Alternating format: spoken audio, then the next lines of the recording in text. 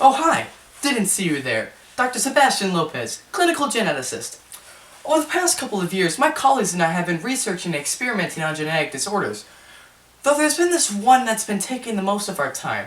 It's called CIPA, congenital insensitivity to pain.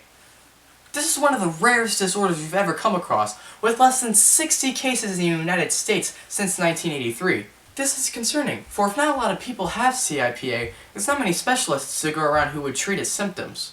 My colleagues and I believe that this is incredibly unfair, and that everybody deserves the attention and treatment they deserve. And thus, my colleagues and I founded the CIPA Awareness Foundation, a charity whose goal is to give back a vital aspect of life to those who simply do not have it. And so, in this video, you're going to learn what CIPA is, what it does to the body, how it affects living conditions, and many more specifics. So, let's get into this. CIPA became first documented in the 1930s, though more specifically in 1934. It was believed to have originated from a village in northern Sweden, where nearly 40 members of the village were diagnosed with CIPA.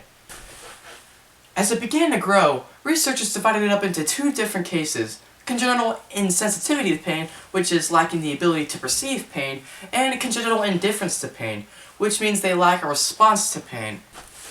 For example, someone with congenital indifference to pain wouldn't flinch when they feel pain. Fun fact, there are more than 6 times the people in Japan affected by CIPA than there are in America.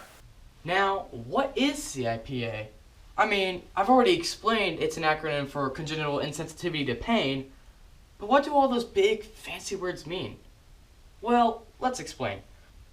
Congenital insensitivity to pain basically means that an individual lacks the ability to perceive pain. Though, in some cases, they can still tell the difference between a sharp and dull object and a hot and cold one. Though, what they cannot feel is the pain they feel on their tongue after they drink, say, a hot cup of coffee. Well, why does this all happen, you ask? Well, when someone feels pain, peripheral nerves are really the one that send the signal to the brain saying, hey, you're hurt. To be more specific, nociceptors, which are on the nerve cells, are the one that sense the pain and send the signal to the brain. These nociceptors are coupled in a material called myelin, which helps with impulse conduction.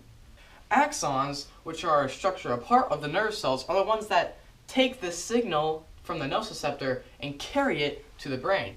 Now, these axons can either be myelinated or unmyelinated. This is basically the difference between a fast signal and a slow signal. What does this process have to do with a person with CIPA, you may ask? Well, this entire process is absent inside the body of someone with CIPA. This message isn't being lost, however. It's because that a person with CIPA has a lower amount of nerve fibers in their body. So, let's jump into some specifics. CIPA is an autosomal recessive trait, meaning that both parents have to have this mutation in order for it to pass on to the child. It makes a mutation in NTKR1 gene, found on chromosome 1. Why do I emphasize 1? Another one. Another one. Another one.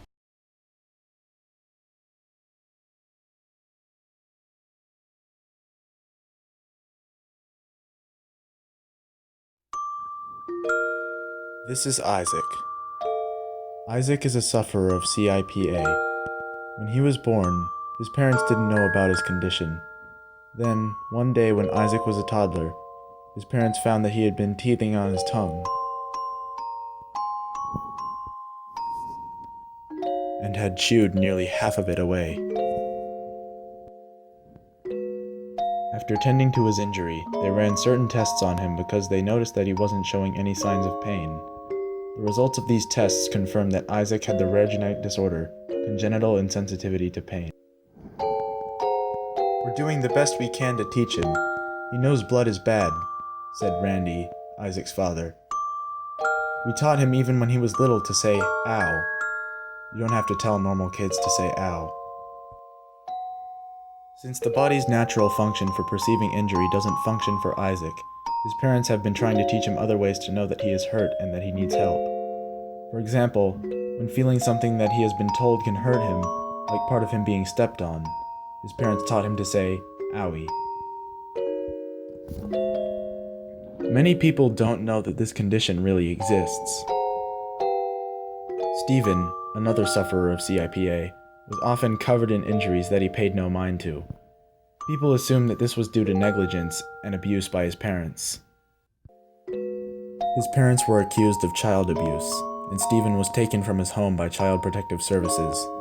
He was in their custody for about 2 months until his parents, with the support of Stephen's pediatrician, finally convinced CPS that Stephen's condition was real and was the cause of the injuries.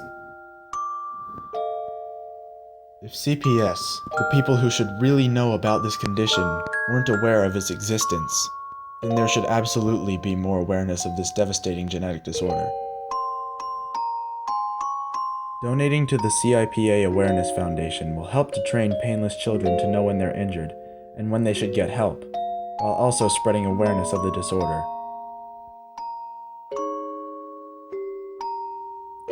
100% of the proceeds go straight to helping children born without the gift of pain. We'll make sure the pain of them and their families does not go ignored.